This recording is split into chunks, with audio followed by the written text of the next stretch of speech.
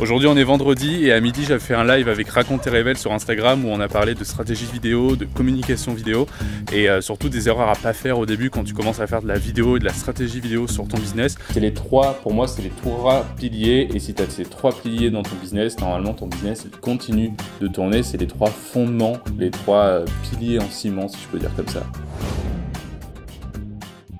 Cette semaine, j'ai l'honneur, j'ai même la chance de pouvoir changer de décor. Et oui, vous l'aurez remarqué si vous avez vu mes précédentes vidéos, je ne suis pas vraiment dans le même décor. Je suis en déplacement cette semaine, donc je suis parti de Nice pour aller à Toulouse, rendre visite une petite semaine à mon papa. Pour ceux qui ne me connaissent pas et qui débarquent sur ce vlog, eh bien, bienvenue à vous. Et je m'appelle Lucas, mon métier c'est d'aider les professionnels à communiquer grâce à la vidéo. Vous savez, on a tous ce cliché de l'entrepreneur qui fait un business en ligne, qui peut voyager aux quatre coins du monde tout en travaillant, etc. Alors moi non, je n'ai pas un business en ligne, mais je peux me permettre de faire ça pour deux raisons. La première, c'est que j'ai de plus en plus de clients qui sont en dématérialisé, c'est-à-dire qu'en fait ces clients-là, je les accompagne, je leur fais de la stratégie sur le sujet de leurs vidéos, comment les publier, de quoi les thématiques sur lesquelles parler, etc. Ces clients-là se tournent leurs vidéos eux-mêmes, je les coach, je les accompagne pour tout le côté technique, pour le fait d'être à l'aise devant la caméra, etc. Ils sont accompagnés à 100%. La deuxième raison, c'est parce que même les clients que j'ai en physique, donc qui sont dans ma ville et chez qui je vais faire une prestation de tournage directement, bah au final le tournage ça représente une infime partie du travail et le tournage c'est une fois, grand max 2 fois par mois. Donc si j'ai des bouteilles d'alcool ou des bouteilles de sirop derrière moi, c'est pas parce que je suis un gros alcoolo, c'est parce que tout simplement je suis dans un bar et que je trouvais ce décor fun pour faire ce petit vlog de la semaine.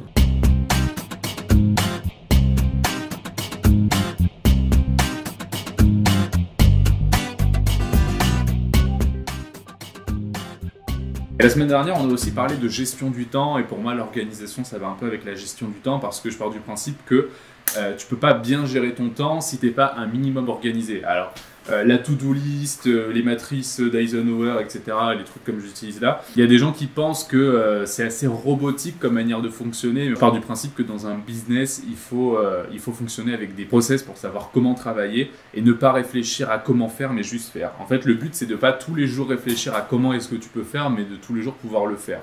C'est pour ça que moi j'ai le réflexe, et je pense que c'est un bon réflexe à avoir, de la veille pour le lendemain. Je me fais toujours, quoi qu'il arrive, une fois que j'ai fini mon travail, avant de mettre un terme à ma journée, de fermer l'ordinateur, de dire c'est bon j'ai fini, j'ai le bon réflexe de toujours me refaire ma liste pour le lendemain. Le gros problème de cette matrice pour la plupart des gens, c'est qu'en fait, les gens vont travailler dans l'urgence et tu peux tomber vite dans le piège de tout mettre au final, de remplir que ces deux cases-là, de remplir que les choses qui sont urgentes et importantes et les choses qui sont urgences. Et en fait, au final, tu travailles que dans l'urgence et c'est pas forcément bon non plus. Et c'est important de travailler sur ça, de se dire, ok, aujourd'hui, si j'avais qu'une seule, voire deux choses à faire, quelles seraient les choses qui seraient prioritaires? Quelles seraient les choses qui seraient le plus importantes à faire? Et notamment les gens qui commencent leur business en étant en CDI, et il y en a plein, eh bien, ils doivent réfléchir à ce genre de trucs. Parce que quand tu travailles déjà 8 heures par jour dans un travail alimentaire pour nourrir, payer ton loyer, etc., et que tu montes ton business en parallèle, eh ben, tu es obligé d'aller à l'essentiel. Tu ne vas pas pouvoir passer 8 heures par jour sur ton business, tu vas y pouvoir y passer 2, 3, maximum 4 heures par jour, et un petit peu les week-ends, mais pas plus. Donc, il faut aller à l'essentiel. Et pour moi, la beauté d'une belle organisation, c'est tout simplement de réussir à travailler moins en faisant autant. C'est-à-dire que le mec qui réussit à travailler 4 heures dans la journée, mais qui fait l'équivalent d'un mec qui aurait fait 8 ou 10 heures de travail, il a tout compris. Parce que, au final, même si on aime ce qu'on fait, et même moi le premier, je suis prêt, je fais des journées de 10, 12 heures, ça m'arrive, mais la beauté du truc, c'est de réussir à faire les choses dans le temps minimum que ça peut prendre. Et c'est pareil pour plein de choses. Moi, c'est pareil pour le montage, pour le tournage vidéo, c'est pareil pour la recherche de clients. Il faut aller à l'essentiel et au plus efficace.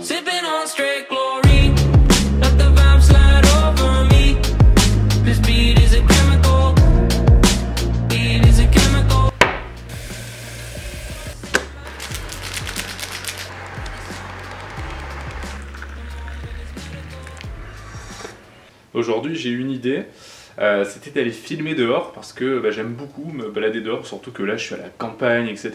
Et le matin, notamment, une chose que j'aime beaucoup faire, c'est quand je vais passer mes coups de fil. Le matin, souvent j'ai des coups de fil avec mes clients ou alors avec des prospects, etc.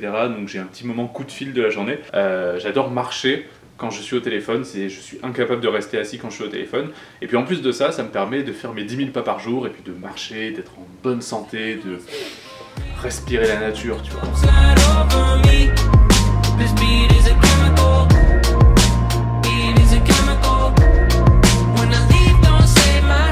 question que je me pose. On prend tous des notes dans notre vie d'entrepreneur, tu sais, des notes avec un stylo. Et il y a une question que je me pose. Toi, tu es quelle team? Il y a la team papier et la team tablette. Attends, je reviens. Ou pas, hein. Et alors, comme je te disais hier, si je ne l'ai pas coupé au montage, moi en ce moment je suis plutôt la team ça, tu vois, la team papier, stylo. Mais j'ai un gros dilemme en ce moment, c'est que j'aurais envie de passer sur ça. Noter tout le temps sur du papier, c'est bien, ça permet d'avoir physiquement écrit les choses. Mais c'est chiant, tu vois, les papiers ça s'envole, ça se perd, les stylos c'est pareil, c'est chiant, franchement c'est chiant. Ça fait plusieurs mois que je travaille comme ça et je commence à voir les limites. Le gros avantage de ça, c'est que potentiellement, si tu as un petit stylet, l'avoir un petit peu tout le temps à côté de toi ou à côté de ton bureau, hein. Voilà, l'application Notes sur iPad tout simplement, c'est un peu la base et tu peux tout faire. Avec ça, tu peux vraiment tout faire. Donc du coup, c'est bien parce que moi, je me dis, au lieu de me faire, tu vois, ma matrice tous les matins sur feuille, je pourrais directement dégainer mon iPad, avoir un fichier matrice ou truc à faire de la journée, hop, la dégainer, prendre mon petit stylet, dessiner dessus. Donc je pense que je vais tester de m'acheter un petit stylet plus un clavier. Et je pense que c'est pratique. Après, à mon avis, les défauts de ça, c'est que peut-être tu as tendance à trop t'en servir. Je m'explique. Quand tu notes un truc sur papier, c'est physique, tu vois, tu vas l'écrire, donc je ne vais pas noter les choses pour rien. Alors que là, potentiellement, tu peux plus facilement noter tout ce qui te passe par la tête. C'est aussi un avantage. Voilà. Dis-moi dans les commentaires si tu es plus papier, si tu es plus tablette ou téléphone, ou alors si tu interchanges entre papier et tablette. Voilà. Dis-moi ce que tu en penses, dis-moi toi ce que tu fais.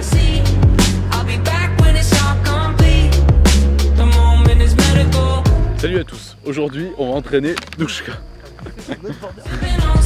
Aujourd'hui on est vendredi et à midi j'ai fait un live avec Raconte et Révèle sur Instagram où on a parlé de stratégie vidéo, de communication vidéo et surtout des erreurs à pas faire au début quand tu commences à faire de la vidéo et de la stratégie vidéo sur ton business.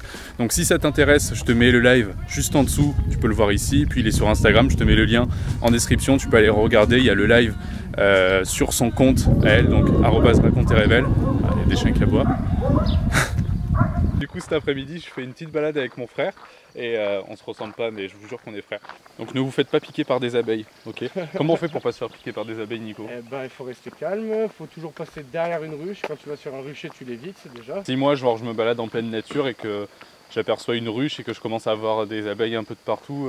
Bah, tu t'approches pas à plus de 20 mètres de la ruche s'il fait beau, et s'il fait pas beau, tu t'approches même pas. D'accord.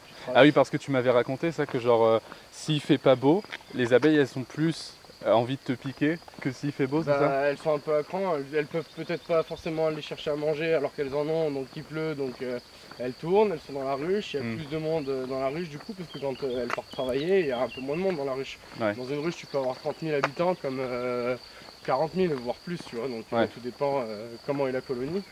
Mais oui. Du coup, quand il fait pas beau, elles sont vénères et du coup elles viennent te piquer plus facilement. Elles peuvent te piquer plus facilement, elles t'attrapent plus facilement si tu... Ok, donc si je passe à côté d'une ruche, je reste calme, je fais pas des gestes brusques, parce que sinon là c'est fini. C'est ça. Et je me barre le plus vite possible. Alors le plus vite possible, enfin, le plus tranquille possible. Tu te diriges dans la direction opposée où est le rucher, et ça ira très bien. Après, c'est sûr que si tu passes devant une planche d'envol où il y en a 2-3 déjà qui sont là, tu mets un petit coup de pied dans la ruche pour rigoler, tu vas voir qu'il y a vite on appelle ça la barbe, tu as une barbe qui se fait devant la ruche et t'en as plein qui sortent et qui vont attaquer, dès qu'elles tombent sur quelque chose, elles vont attaquer quoi. Et il faut savoir un truc, c'est que le venin appelle le venin. Donc tu te fais piquer par une abeille, s'il y a une autre abeille qui est à côté qui le sent, elle sent le danger, parce que le venin est égal à danger dans l'odeur pour elle, et du coup elle t'attrape. Ouais, c'est ouf ça, hein. C'est ouf. Elle se laisse... On est samedi et c'est déjà la fin de ce vlog et j'aimerais finir en revenant sur ce que je t'ai dit lundi au début de la semaine, tu sais, par rapport au fait que c'était vraiment trop bien de pouvoir continuer à faire tourner son business même quand on voyage, et pour moi c'est un des avantages qui a amené toute cette crise sanitaire, etc. si tu veux mon avis. Ça a amené des nouveaux moyens technologiques qui existaient déjà mais qu'on n'utilisait pas, et ça a mené des nouvelles, entre guillemets, façons de faire qu'on n'utilisait pas forcément non plus. Alors je suis d'accord que pour plein de gens, c'est pas possible tout simplement parce que c'est pas, on peut pas passer d'un business en ligne quand on a un restaurant, quand on a, enfin il y a plein de choses qu'on peut pas scaler en ligne tout simplement. Moi cette semaine, ça a pas été la semaine la plus productive du monde et en même temps ça va parce que je crois que j'ai dû diviser mon temps de travail par 2 ou par 3 vu que j'étais avec ma famille. Ça m'a pas empêché cette semaine en travaillant environ entre 3 et 4 heures maximum par jour, toujours être à la recherche de nouveaux clients, donc c'est-à-dire toujours voilà faire en sorte qu'il y ait des prospects qui viennent à toi, continuer de prospecter que ce soit sur les réseaux sociaux, grâce à ton contenu, etc. Satisfaire tes clients actuels, donc continuer de travailler sur les projets en cours, continuer de communiquer avec eux, etc., de prendre la température, de voir comment ça va, comment le projet avance. Et puis troisièmement, tout simplement de continuer à tester de nouvelles choses dans ton business. Pour moi, en ce moment, c'est le vlog. Ça doit faire à peu près 2 semaines que je le fais sérieusement. Et c'est pas quelque chose que je me suis dit, bon, bah vas-y, je pars chez ma famille, j'arrête de le faire, ou je le fais à l'arrache ou quoi.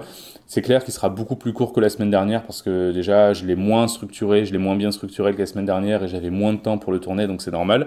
Mais voilà, c'est les trois, pour moi, c'est les 3 piliers. Et si tu as ces 3 piliers dans ton business, normalement, ton business, il continue de tourner. C'est les 3 fondements, les 3 piliers en ciment, si je peux dire comme ça. Et en parlant de tester des nouvelles choses dans ton business, si toi, aujourd'hui, la vidéo, c'est quelque chose que tu veux mettre en place dans ton activité parce que tu es convaincu que ça peut t'apporter des clients, ça peut te faire gagner beaucoup de temps, mais notamment, ça peut te faire gagner en visibilité et te permettre de communiquer de façon authentique et de montrer ton expertise, j'ai une bonne nouvelle pour toi. Peut-être que je peux t'aider. Ça peut être, par exemple, en te faisant un accompagnement sur ta stratégie de communication qui serait basée sur les vidéos qu'on ferait ensemble. Donc bien sûr, je te ferai du tournage, du montage et je t'aiderai à mettre en place le format et le sujet de tes vidéos. Et je peux également t'apprendre à te filmer seul et te prendre en charge uniquement le montage tout en t'accompagnant sur ta stratégie de communication. On peut parler de tout ça ensemble, c'est possible. Pour ça, je t'invite à prendre gratuitement rendez-vous sur le lien qui est juste en dessous dans la description. Et puis si tu veux voir plus de contenu, tu peux me suivre sur LinkedIn et Instagram.